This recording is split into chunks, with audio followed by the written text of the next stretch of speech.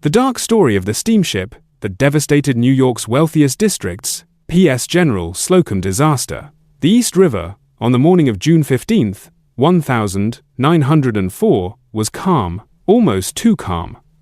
The water reflected the industrial skyline of Manhattan with barely a ripple, and the air carried that particular thickness that comes before summer heat settles in completely. It was a Wednesday, which meant the city was working. Factories hummed along the waterfront, their smokestacks adding to the haze that perpetually hung over the lower part of the island. Street vendors called out their wares in a dozen different languages.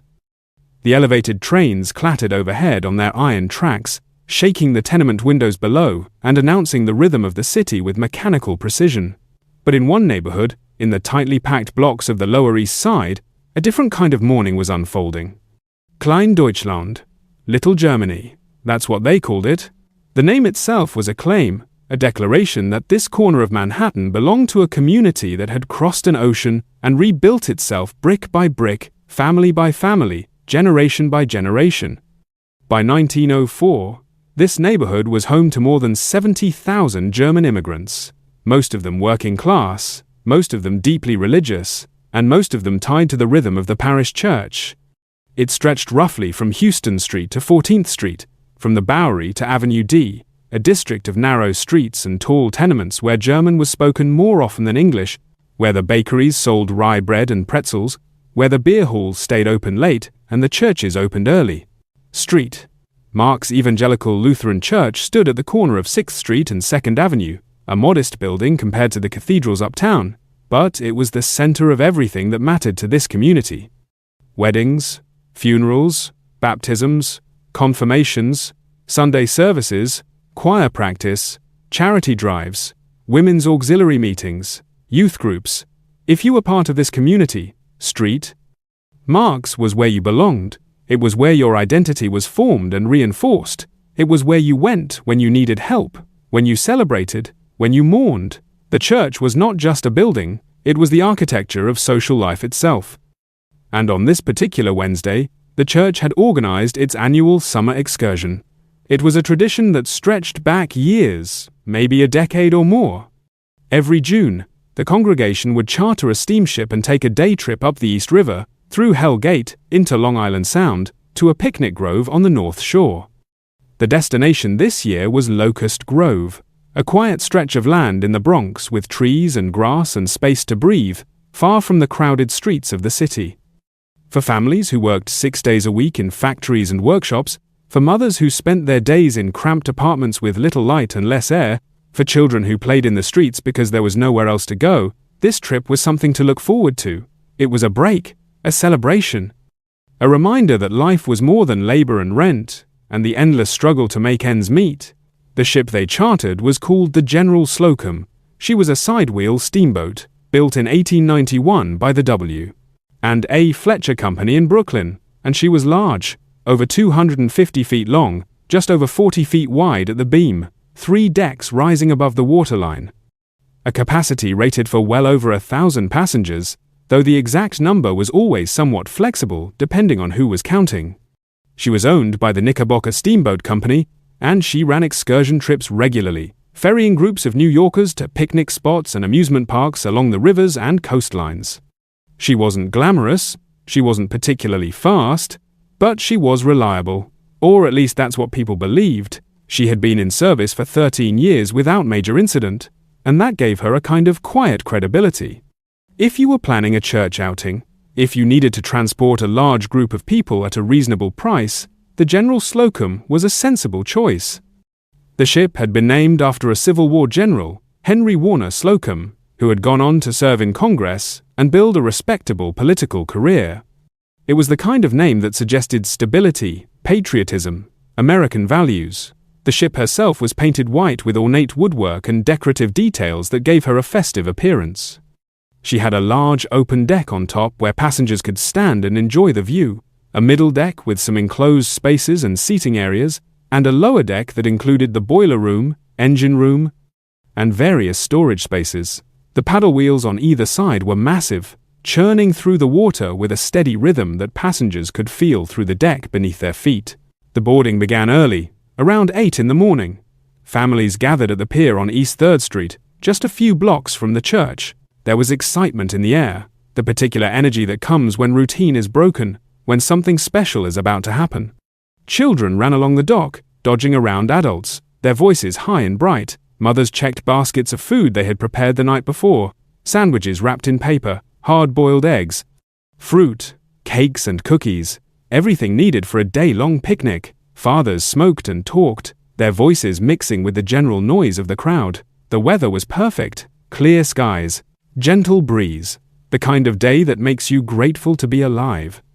The tickets had been sold weeks in advance, distributed through the church, and nearly everyone who wanted to go had managed to scrape together the fare.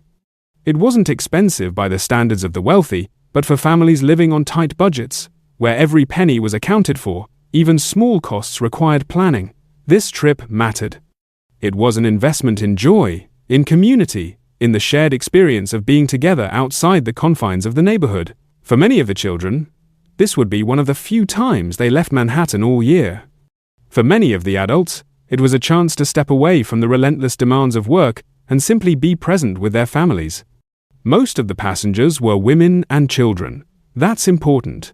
That single fact shapes everything that follows. The men, by and large, were working. This was a Wednesday after all, and the factories didn't stop for church outings. The garment factories, the breweries, the metalworking shops, the construction sites, all of them required bodies, required labor, and taking a day off meant losing a day's wages. So the ship filled with mothers, grandmothers, daughters, sons. There were teachers from the Sunday school, members of the women's auxiliary, a few elderly men who no longer worked. The church pastor, Reverend George Haas, was there, along with his wife and their young son. The mood was festive. This was supposed to be a day of joy. This was supposed to be safe. By the time the General Slocum pulled away from the pier, there were approximately 1,358 people on board. That number would later be disputed, adjusted, argued over in court, and in newspapers, and in the private conversations of survivors, but it was somewhere in that range, more than 1,300 souls. Most of them from a single neighborhood, most of them from a single congregation, most of them connected to each other through overlapping networks of family, friendship, employment, and shared experience. The ship moved slowly at first, navigating the crowded waters near the docks, threading between ferries and cargo vessels and tugboats. Then it picked up speed as it entered the main channel of the East River. The paddle wheels churned, the engine rumbled below deck, a deep mechanical heartbeat. Children pressed against the railings to watch the city slide past. The buildings grew smaller, the noise of the streets faded, the smell of the river, brackish and industrial, filled the air. And somewhere, in a storage room near the bow, in a space filled with oil lamps and rags and flammable materials, a fire began. No one knows exactly how it started. There were theories, of course, investigations, testimonies from crew members who contradicted each other, reports from inspectors who had examined the ship just weeks earlier. But the truth is that fires on wooden steamships were not rare in 1904. The combination of oil lamps used for illumination, coal-burning boilers that generated enormous heat, varnished wood surfaces that had been painted and repainted over the years, and poorly ventilated storage spaces created conditions where a single spark, a carelessly discarded match, a lamp knocked over by the motion of the ship, could grow into something catastrophic. What matters is that the fire started, and it started in a place where no one was looking. It started in a place where it could grow unchecked for precious minutes before anyone noticed. The first person to see the smoke was a 12-year-old boy. His name was Frank Perdita, though some accounts give the name as Paul Liebenau, and the confusion itself tells you something about how chaotic the aftermath became, how difficult it was to piece together a coherent narrative from the fragments of memory and trauma. He was below deck, exploring, the way children do when they're excited and restless and curious about everything. He smelled smoke first, that acrid burning smell that doesn't belong on a sunny morning on the river. Then he saw it, curling out from beneath a door, wisps of grey that thickened as he watched. He ran to tell a crew member, a deckhand whose name has been lost to history. The crew member opened the door to investigate. and the sudden rush of fresh air, the introduction of oxygen into an enclosed space where fire had been smoldering, fed the flames. Within seconds, the fire spread from smoldering to burning. Within a minute, it was out of control. This is where the structure of the ship becomes critically important. The General Slocum was built almost entirely of wood, pine, to be specific. It had been painted and varnished repeatedly over the years, each new coat adding another layer of flammable material. The decks were connected by open stairways, which meant that smoke and heat could rise quickly through the entire vertical structure of the ship. There were no fire doors, no compartmentalization, no way to contain a fire once it started. The ship was, in essence, a floating tinderbox, and the owners knew this, the insurance companies knew this, the inspectors knew this. But wooden ships were cheaper to build and maintain than metal ones, and the profit margin mattered more than the risk. The crew tried to fight the fire. They used hoses, canvas hoses that were supposed to be connected to the ship's water system, but the hoses were old. They had been exposed to sun and salt air and neglect for 13 years. Some of them burst under pressure, the fabric splitting open and spraying water uselessly across the deck instead of onto the fire. Others had been painted over so many times that the connections didn't work properly. The brass fittings seized and corroded. The water barely trickled out. Fire buckets were distributed around the ship, hanging from hooks along the walls, but many of them were empty. Others were filled with sand that had hardened into useless clumps, turned into something closer to cement than firefighting material. The fire extinguishers, when crew members finally located them, either didn't work at all or were so corroded that the mechanisms couldn't be operated. One crew member later testified that he tried to use an extinguisher and the handle broke off in his hand. Meanwhile, the ship was still moving. Captain William Van Schaik was at the helm, and he faced a decision that would haunt him for the rest of his life, a decision that would be debated and analyzed and second-guessed for decades. The fire was spreading rapidly, smoke was pouring from below deck, passengers were beginning to panic, to move away from the smoke, to realize that something was terribly wrong. He could turn toward the nearest shore, which was the South Bronx, densely packed with wooden piers and oil storage facilities and lumber yards. If he beached the ship there, the fire could spread to the shoreline, potentially igniting the entire waterfront. The docks were filled with flammable materials, there were gas storage tanks, there were residential buildings just beyond the industrial zone. A fire that spread to shore could kill hundreds more people, could burn through neighborhoods, could become an urban conflagration of unprecedented scale. Or he could keep going, heading for North Brother Island, a small piece of land in the middle of the river, roughly a mile ahead. It was open, isolated, away from the city. There was a hospital there, a quarantine facility, but otherwise the island was undeveloped. If he could reach it, if he could run the ship aground there, the fire would be contained, the damage would be limited to the ship itself. It seemed like the responsible choice. It seemed like the decision that would save the most lives. He chose to keep going. He called down to the engine room for more speed. He opened the throttle. The ship surged forward, and the wind created by the movement, by driving a burning vessel through the air at 10 or 12 knots, turned the fire into an inferno. The increased airflow fed the flames. What had been a manageable fire, something that might have been contained if the ship had stopped immediately, became unstoppable. The wind drove the fire backward through the ship, engulfing deck after deck. This is the moment where everything collapsed, where the disaster transformed from a serious emergency into a mass casualty event. The passengers on the lower decks were trapped almost immediately. Smoke filled the stairwells. The air became unbreathable. Flames spread across the walls and ceilings, moving faster than people could run. People tried to climb to the upper decks, but the passages were narrow and quickly became clogged with bodies. Mothers carried children. Elderly passengers struggled to move against the press of the crowd. The crew, undertrained and overwhelmed, had no plan.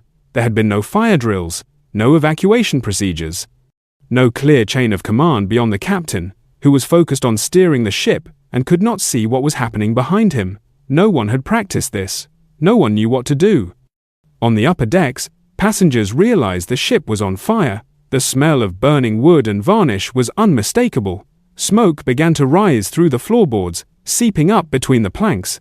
The heat became palpable. People moved toward the railings, toward the open air, away from the smoke and heat. Some of them jumped into the river immediately, without thinking, driven by panic and the primal instinct to escape the fire.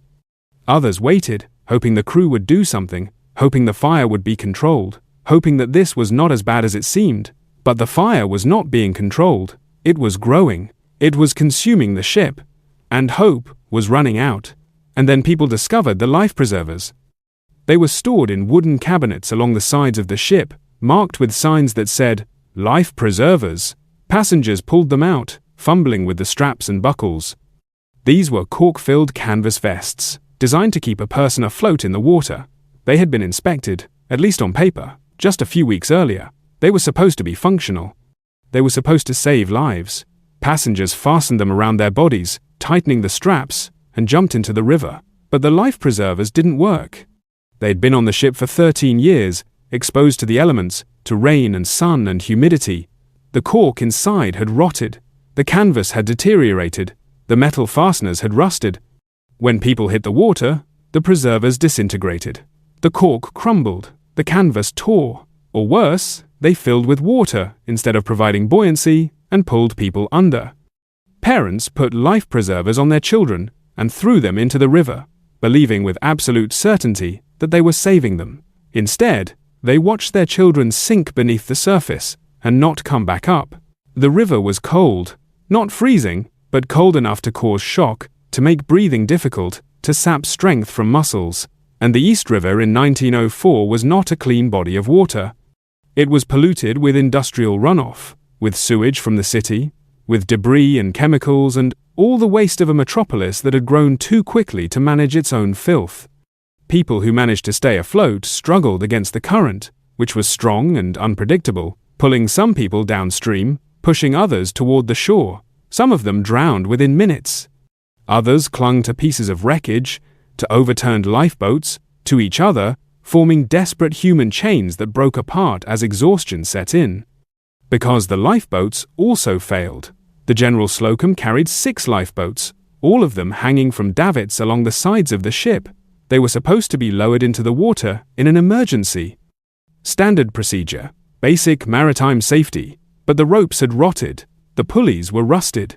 When crew members tried to release the boats, turning the cranks and pulling the release mechanisms, the systems jammed, the ropes snapped. Some of the boats fell into the water and immediately capsized because they had been painted so many times that they were too heavy to float properly, the layers of paint adding hundreds of pounds of weight. One lifeboat fell directly onto a group of passengers who were already in the water, crushing them, killing them instantly. Another boat was lowered successfully but swamped immediately when too many people tried to climb into it at once. Captain Van Shea kept the ship moving. He was still heading for North Brother Island, still convinced that reaching open ground was the best option, still believing he could save lives if he could just get there. Behind him, the entire rear half of the General Slocum was engulfed in flames. The paddle wheels were still turning, their mechanisms unaffected by the fire, driving the ship forward through the smoke and chaos. Passengers who jumped from the stern, from the back of the ship, were pulled into the paddle wheels by the current created by the ship's movement. They were crushed by the rotating blades, killed by the very mechanism that was supposed to be carrying them to safety. The noise must have been unbearable. Screaming, the roar of the fire, the crack and snap of burning wood, the hiss of steam as river water hit the hot metal of the boiler, the creak and groan of the ship's structure beginning to fail under the stress of the heat. The ship finally reached North Brother Island and ran aground on the rocky shore. The impact threw people off their feet. The ship shuddered and came to a stop, listing slightly to one side. Some passengers were able to climb down onto the rocks, scrambling over the railings and dropping to the ground. Others were trapped on the upper deck, surrounded by fire, with nowhere to go. The flames had consumed the stairways. The smoke was so thick you couldn't see. The heat was so intense that the metal railings were burning to the touch. The island had a hospital, a quarantine facility for patients with contagious diseases, mostly tuberculosis and typhoid. Nurses and doctors ran toward the shore when they saw the burning ship. They waded into the water, soaking their uniforms, pulling people out. They formed human chains, passing children from person to person. They carried unconscious bodies up onto the beach. They did everything they could with the limited resources they had. But it wasn't enough. The fire burned too hot, the ship was collapsing in real time, deck beams gave way, crashing down onto the decks below. The smokestacks toppled, falling into the water with great splashes. The entire structure of the General Slocum began to fold in on itself, the wood burning through, the supports failing. People who were still on board had no options left. Some jumped into the shallow water near the rocks and were crushed when parts of the ship fell on them. Others were burned alive, trapped in corners of the ship where the fire reached them before they could escape. The sound of it, the visual horror of it, traumatized the hospital staff who witnessed it. Nurses who had seen death many times in their work, who had cared for dying patients with contagious diseases, would later say they had never seen anything like the General Slocum. The scale of it, the helplessness of it, the way people kept dying even after help had arrived. Rescue boats arrived from the city, tugboats, police boats, private vessels. Word had spread quickly that there was a disaster on the river. People had seen the smoke from Manhattan, from the Bronx, from Queens. Boats converged on North Brother Island, circling the wreckage, their crews scanning the water for survivors. They pulled people out of the river. Some of them were alive, coughing up water, shivering with cold and shock. Most were not. The East River was filled with floating debris, hats, shoes, pieces of wood, picnic baskets, and bodies. So many bodies, floating face down in the water, tangled in the wreckage, washed up on the rocky shore of the island. By the time the fire burned itself out, by the time the ship had collapsed into a smoking ruin of charred wood and twisted metal, 1,021 people were dead. The exact number took weeks to determine because some bodies were never recovered, swept out into Long Island Sound by the current, lost to the sea. Most of the dead were women and children. Most of them were from Kleindeutschland. Most of them were members of St. Mark's Church. The youngest victim was 6 months old, the oldest was 83.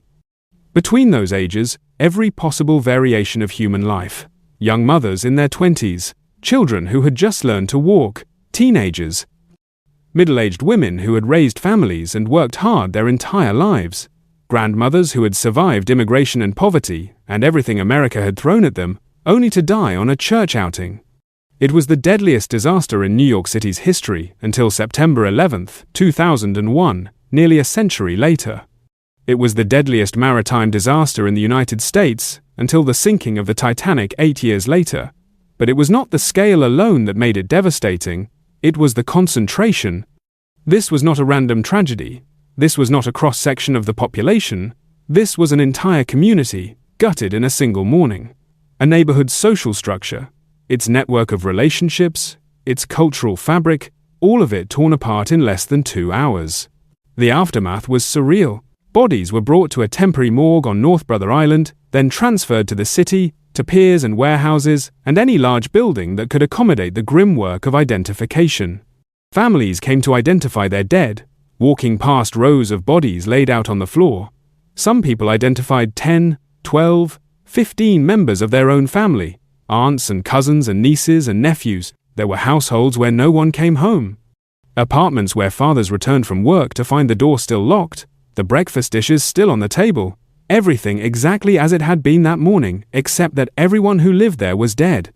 There were children who lost their mothers, their siblings, everyone they knew, and woke up the next day as orphans. The neighborhood of Kleindeutschland never recovered. The physical buildings were still there. The streets looked the same, but the community was shattered. The web of relationships that held it together, that made it a place rather than just a location, was gone. Families moved away. They couldn't bear to stay in a place where every street corner, every shop, every church pew reminded them of who was missing. They couldn't walk past the bakery where Mrs. Schmidt used to work without remembering that she died on the General Slocum. They couldn't attend church without seeing the empty spaces where entire families used to sit. The grief was everywhere, inescapable, and the only way to survive it was to leave. Within a decade, Little Germany ceased to exist as a distinct neighborhood. The German language faded from the streets. The businesses closed or changed hands. The cultural institutions dissolved. St. Mark's Church remained, but its congregation dwindled year by year. The disaster had broken something that could not be repaired. A community requires a certain critical mass to sustain itself. a certain number of people sharing language and culture and memory.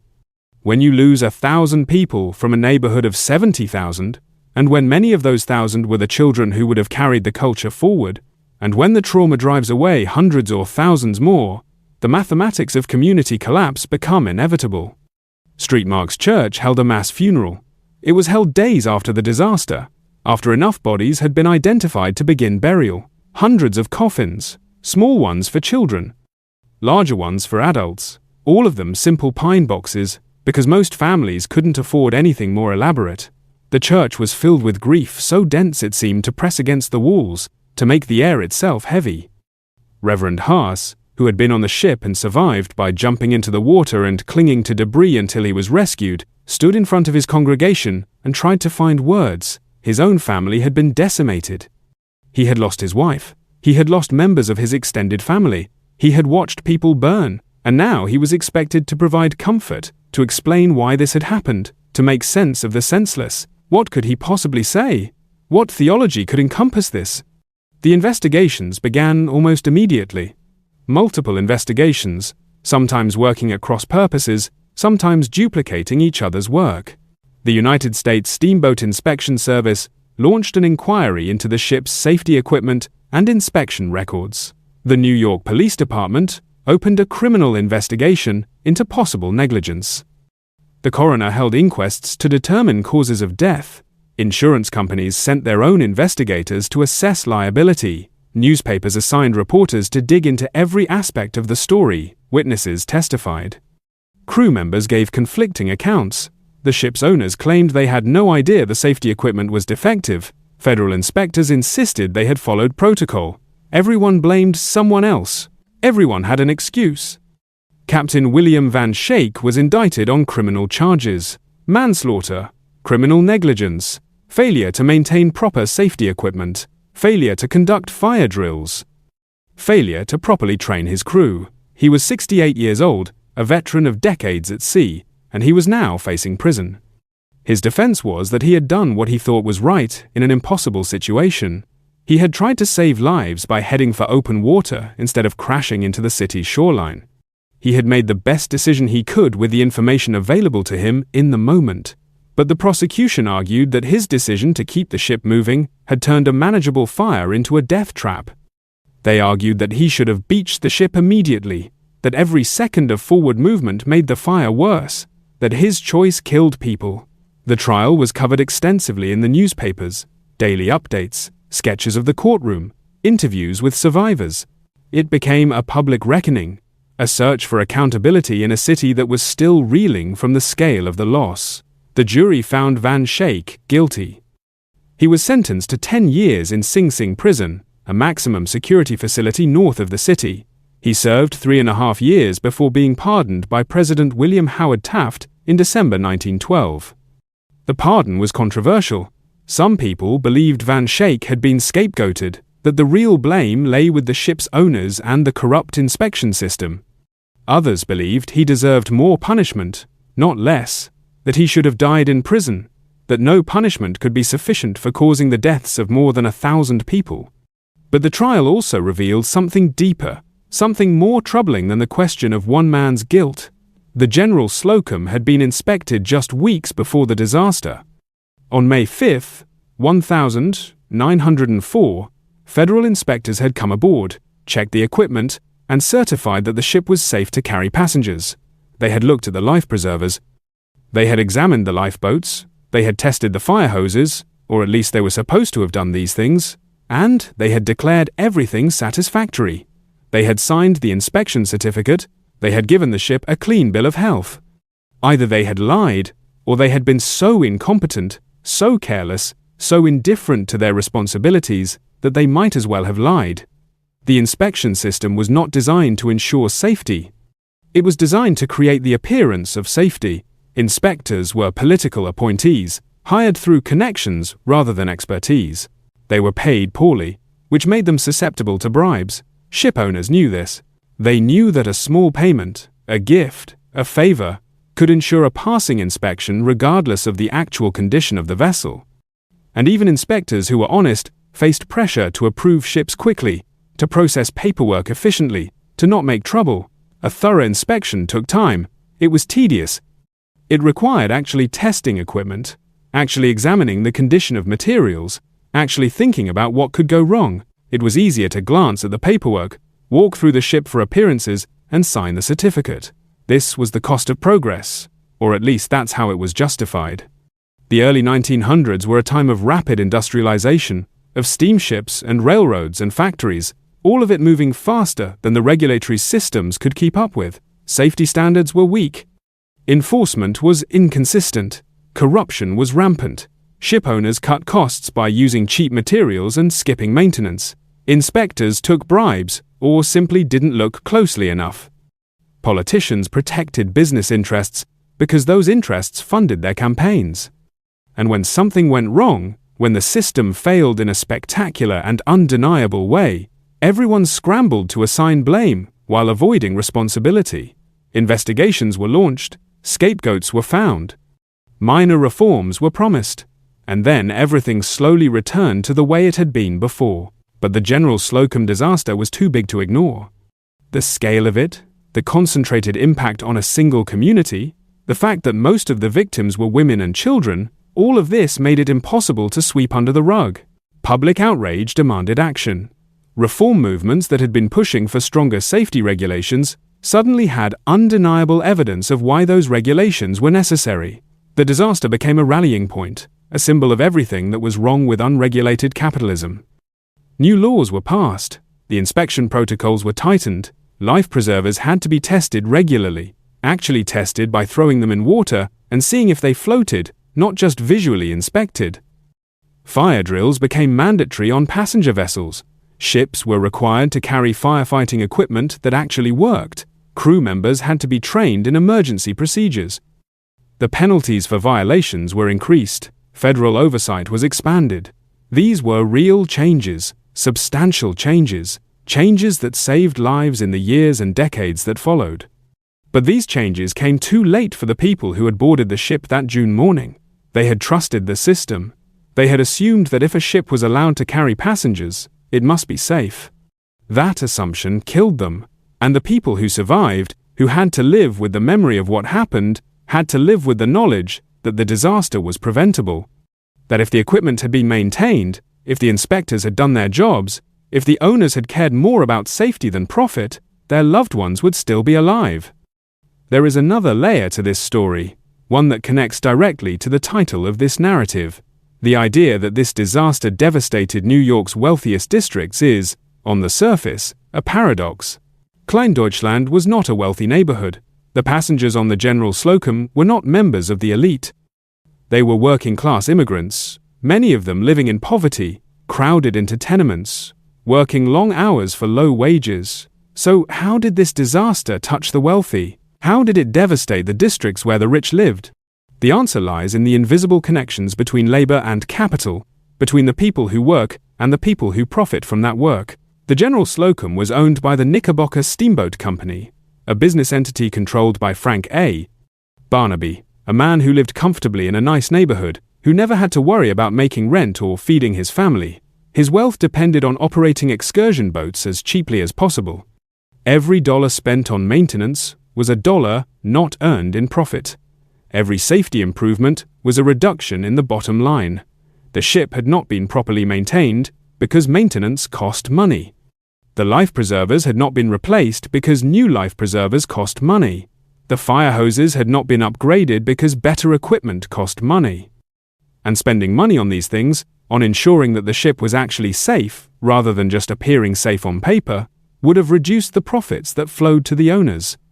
The inspectors who certified the ship as safe were part of a system funded by taxpayers, including the working-class immigrants of Kleindeutschland. But the inspectors didn't answer to those taxpayers. They answered to political machines that were funded by business interests. They answered to a system where the wealthy had influence and the poor did not. When conflicts arose between safety and profit, the system sided with profit.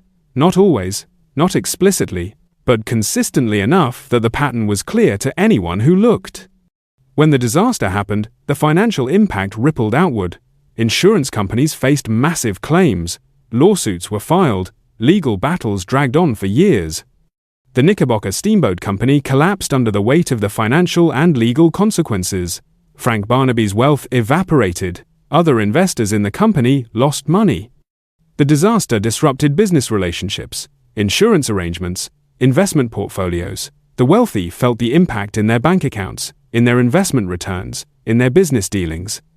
But more than that, the disaster exposed the moral rot at the center of the Gilded Age economy. It showed that wealth was often built on the assumption that certain lives were expendable. That safety was a luxury reserved for those who could afford it. That poor people, immigrant people, could be herded onto unsafe vessels because their deaths would not matter enough to threaten the system. The General Slocum made that assumption visible. It dragged it into the light where it could be seen and judged. And the wealthy districts of New York, the neighborhoods where the city's elite lived, could not ignore it. The disaster was too big, too public, too horrifying. Newspapers printed the names of the dead, column after column of German names. Photographs of the wreckage appeared on front pages across the country. The public demanded answers. Even wealthy New Yorkers, insulated from the daily struggles of immigrant communities, protected by their money from most of life's dangers, could not ignore the horror of more than 1,000 people burning to death in the middle of the East River on a bright summer morning. The disaster became a symbol. It represented everything that was wrong with a system that prioritized profit over people. It represented the callousness of the wealthy, the corruption of government, the exploitation of the working class. It forced uncomfortable questions. If this could happen, if more than 1,000 people could die because a ship owner didn't want to spend money on safety equipment, what else was happening? What other risks were being taken with human lives? What other corners were being cut? These questions threatened the social order. They threatened the comfortable assumptions that the wealthy had about their own virtue, about the fairness of the economic system, about the moral legitimacy of their position. The disaster suggested that wealth might not be earned through talent and hard work, but extracted through exploitation and neglect. That the poor were not poor because of personal failings, but because they were being systematically denied the protections that money could buy. That the system was not fair, not just, not sustainable. The legal battles that followed the disaster lasted for years. Families filed lawsuits against the Knickerbocker Steamboat Company, against the inspectors, against anyone who might bear responsibility. The courts tried to determine liability. How much was a life worth? How much should the company pay for each death? Should it be the same amount for a child as for an adult? For a mother as for a grandmother? These questions had no good answers. The legal system tried to reduce grief and loss to dollar amounts, to calculate the value of a human life in purely economic terms. It was obscene. But it was also necessary, because without some kind of compensation, the families had nothing. How do you value the life of a 7-year-old girl who died on the General Slocum? Do you calculate her future earning potential? Do you consider the emotional value to her parents? Do you factor in the cost of burial? The courts struggled with these questions. Some families received settlements, amounts ranging from a few $100s to a few thousand. Others received nothing. The process was slow, bureaucratic, and often cruel. Families who had lost everything were forced to prove their loss, to document their relationship to the deceased, to argue their case in front of lawyers and judges who had no personal stake in the outcome. The Knickerbocker Steamboat Company filed for bankruptcy. The assets were liquidated. The remaining ships were sold. Frank Barnaby claimed he had no personal assets to pay the claims. Whether this was true, or whether he had successfully hidden his wealth through legal maneuvering, remains unclear. What is clear is that the people who profited from cutting costs on safety equipment largely escaped financial ruin. The system protected them. Meanwhile, the families who paid the price continued to struggle. But there was also a collective memory that formed around the disaster. Memorials were erected. The first was a small monument in the Lutheran Cemetery in Queens, where many of the victims were buried. Later, other memorials followed. Plaques, statues, markers in the locations where the disaster touched the city. Anniversaries were observed, especially the first few years after the disaster, when the pain was still fresh. Survivors gathered to remember, to tell their stories, though many of them struggled to find words for what they had witnessed. The trauma of that day did not fade. It was passed down through generations. Grandchildren of survivors would grow up hearing about the General Slocum, about the morning when an entire community was taken apart. The story became part of family history, part of identity. It shaped how people understood themselves and their place in the world. It taught them that safety is not guaranteed, that institutions cannot always be trusted, that disaster can strike without warning. There is a monument now, in Tompkins Square Park, not far from where Streetmark's church once stood. It's a small fountain, a simple memorial made of stone and bronze. The inscription reads, "They were Earth's purest children, young and fair." It was dedicated in 1906, 2 years after the disaster. The fountain is modest, easy to miss if you're not looking for it. Most people who walk past it do not know the story. They do not know that this fountain commemorates the deadliest disaster in New York City's history, before 2001.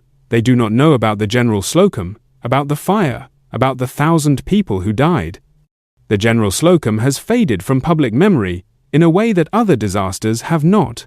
It lacks the iconic imagery of the Titanic, that perfect symbol of hubris and tragedy. It lacks the geopolitical significance of the Lusitania, whose sinking helped draw America into World War I. It lacks the clear narrative arc that makes a story memorable. It is a story of poor people dying because the systems meant to protect them did not work, and that is not the kind of story that endures in popular culture. It is not glamorous, it is not exciting, it is just sad and infuriating and uncomfortable. But it should endure. Because the General Slocum disaster was not an anomaly, it was not a freak accident, it was not an act of God, it was a product of choices. Choices made by business owners who prioritized profit over safety. Choices made by regulators who prioritized convenience over diligence. Choices made by politicians who prioritized campaign donations over public welfare. Choices made by a society that had decided, consciously or not, that some lives were worth protecting, and others were not. The people who boarded the ship that morning had no way of knowing they were stepping into a death trap. They trusted the ship because it had been in service for 13 years without major incident. They trusted the company because it was a legitimate business with contracts and insurance. They trusted the government because the ship had been inspected and certified as safe. Every level of the system told them they were safe. And the system lied. This betrayal is the real disaster. The fire was terrible, the deaths were tragic, but the underlying cause, the reason it happened, was a betrayal of the social contract. A society is supposed to protect its members. It is supposed to ensure that when people go about their daily lives, when they board a ship for a church outing, they are not stepping into danger. The General Slocum disaster revealed that this protection was not universal. It was conditional. It depended on wealth, on status, on power. The people of Kleindeutschland did not have wealth.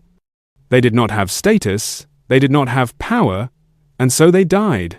In the years that followed, the memory of the General Slocum became a kind of ghost story, a cautionary tale told in immigrant communities. Don't assume you're safe just because someone tells you you're safe. Don't trust institutions to protect you if protecting you costs them money. Don't believe that disaster only happens to other people. The lesson was bitter, but it was learned. It became part of the cultural knowledge of working-class communities, passed down through generations, a wariness of official assurances, a skepticism of safety certifications, an understanding that you had to protect yourself because no one else would do it for you. And yet, we continue to see the same patterns, disasters that could have been prevented, safety regulations that are ignored or unenforced, wealthy individuals and corporations escaping accountability while working-class people bear the cost. The General Slocum is not just a historical event, it is a template, a pattern that repeats, a warning that echoes forward through time. Consider the Triangle Shirtwaist Factory fire in 1911, just 7 years after the General Slocum. Another disaster in New York. Another group of working-class immigrants, mostly young women, trapped in a building with inadequate fire safety. The doors were locked to prevent workers from taking breaks. The fire escapes were insufficient. The building owners had ignored safety regulations. 146 people died. The parallels to the General Slocum are unmistakable.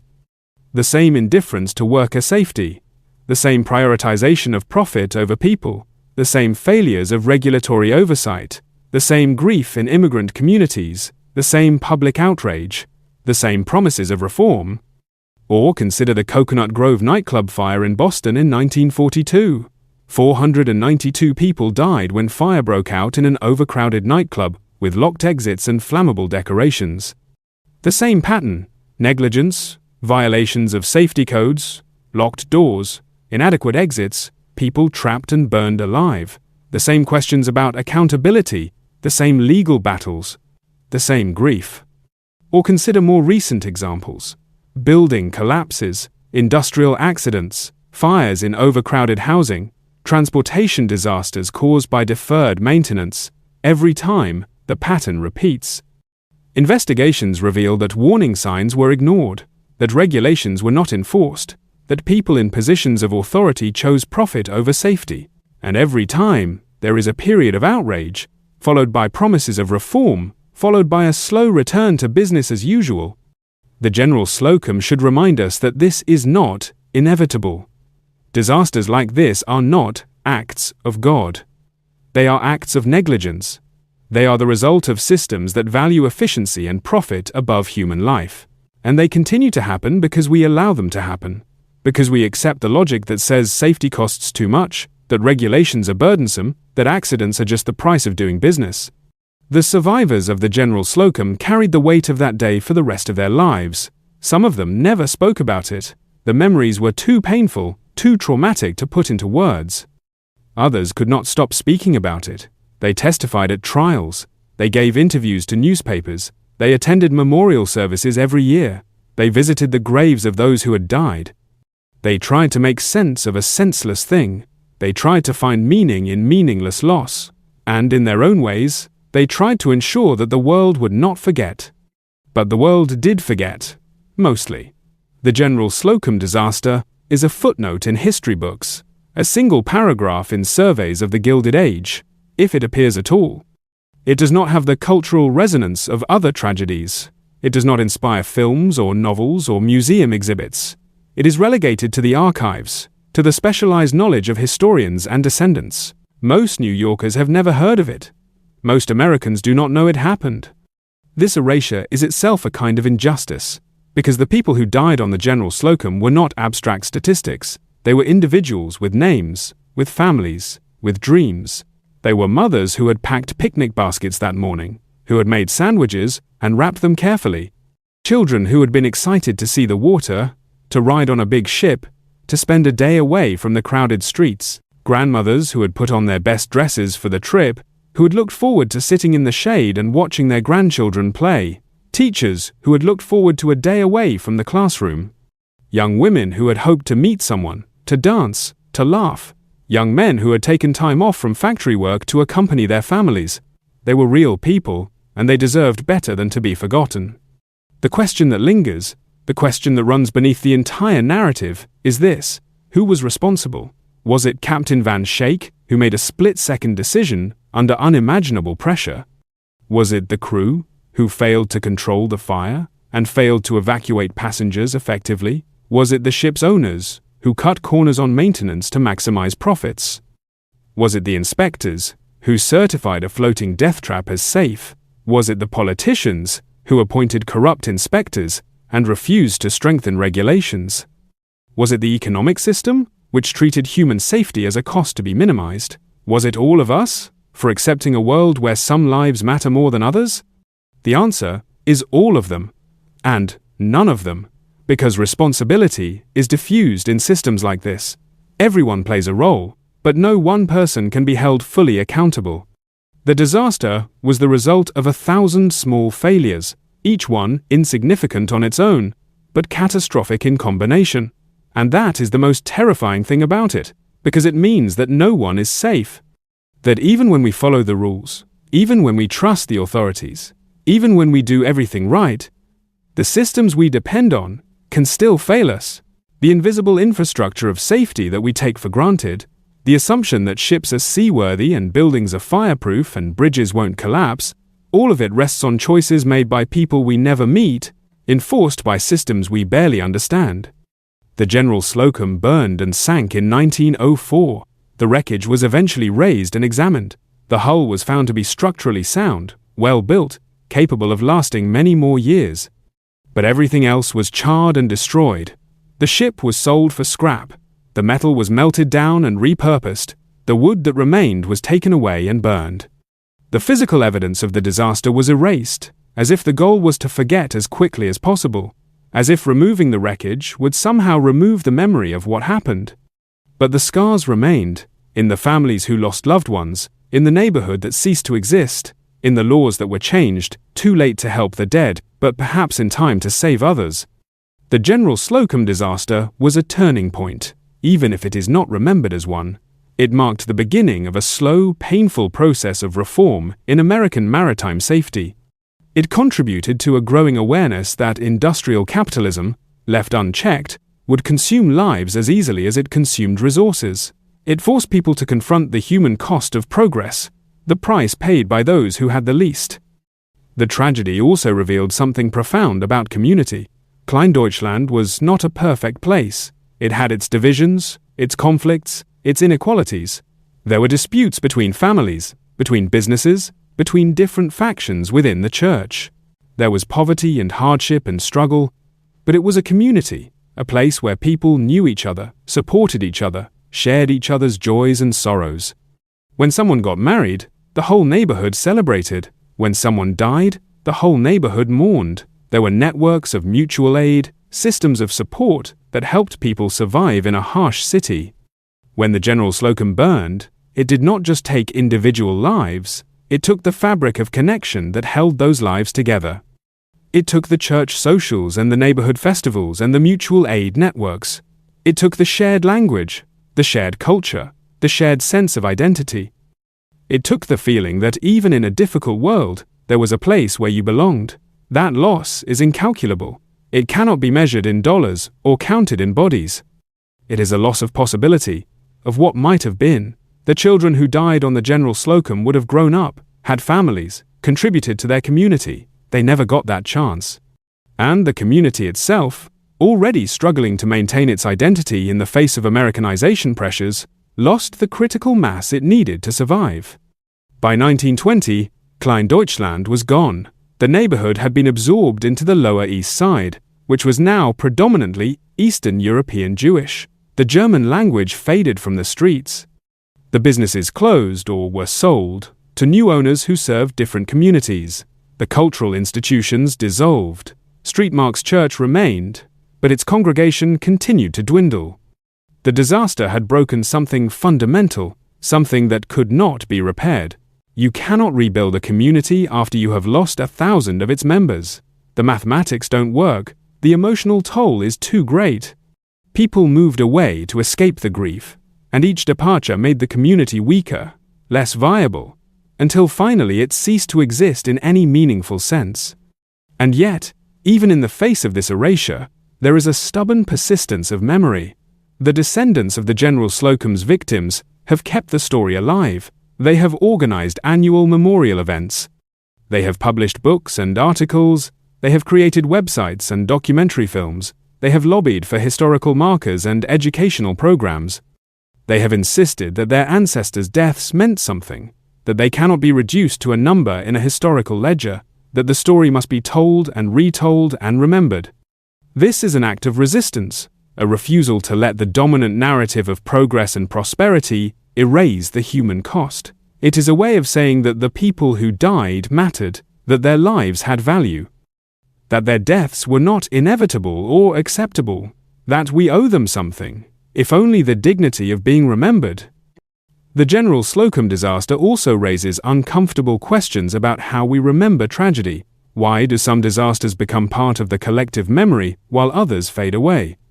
Why is the Titanic a household name, referenced in popular culture, taught in schools, while the General Slocum is largely forgotten? Part of the answer is class. The Titanic carried wealthy passengers, celebrities, people whose deaths were considered newsworthy. The sinking was covered extensively in newspapers around the world. The stories of individual passengers were told and retold. The disaster became a symbol of the age, a metaphor for hubris and the limits of technology. The General Slocum carried working-class immigrants, people who were largely invisible to the mainstream press. Their deaths were tragic, but they were not glamorous. There were no millionaires on board. No famous artists or business magnates, just ordinary people, and ordinary people dying in large numbers was not unusual in 1904. Factory accidents killed workers regularly, tenement fires were common. Workplace injuries were routine. The General Slocum was unusual only in scale, not in kind. Part of the answer is also narrative. The Titanic has a clear story that fits neatly into familiar frameworks. Hubris, the unsinkable ship, the iceberg, the band playing as the ship sank, the insufficient lifeboats. It is a morality tale about the dangers of arrogance and overconfidence. It has heroes and villains, or at least people who can be cast in those roles. It has dramatic moments that can be visualized and retold. It has a kind of tragic beauty. The General Slocum disaster is messier. It is about corruption and neglect and systemic failure. It does not have clear heroes or villains in the traditional sense. Captain Van Schaik was not an evil man. The ship's owners were not monsters. The inspectors were not deliberately malicious. They were all just people operating within a system that incentivized cutting corners and looking the other way. The disaster was not the result of a single dramatic moment, but of hundreds of small failures that accumulated over years. It is a story about how societies allow certain people to die, and that is not a story we like to tell. But it is a story we need to tell, because the General Slocum is not unique. It is one of many disasters that reveal the true cost of inequality, of a system that values some lives more than others. Every society makes choices about whose lives to protect and whose to risk. Those choices are often invisible, buried in policy decisions and budget allocations and regulatory frameworks. But when a disaster happens, those choices are laid bare. The General Slocum showed that working-class immigrants were not considered worth the cost of proper safety equipment, and that revelation, uncomfortable as it was, forced a reckoning that changed laws and saved lives. The legal reforms that followed the disaster were significant and lasting. The Seamen's Act of 1915, also known as the La Follette Act, which improved working conditions for sailors and tightened safety regulations on commercial vessels, was influenced in part by the lessons of the General Slocum. The establishment of more rigorous inspection standards, with actual testing requirements rather than just visual checks, came directly from the recognition that the old system had failed catastrophically. The requirement for regular fire drills on passenger vessels, now standard practice worldwide, can be traced back to the public outcry after the disaster. The mandated testing of life-saving equipment, with specific protocols for checking buoyancy and structural integrity, was a direct response to the failures on the General Slocum.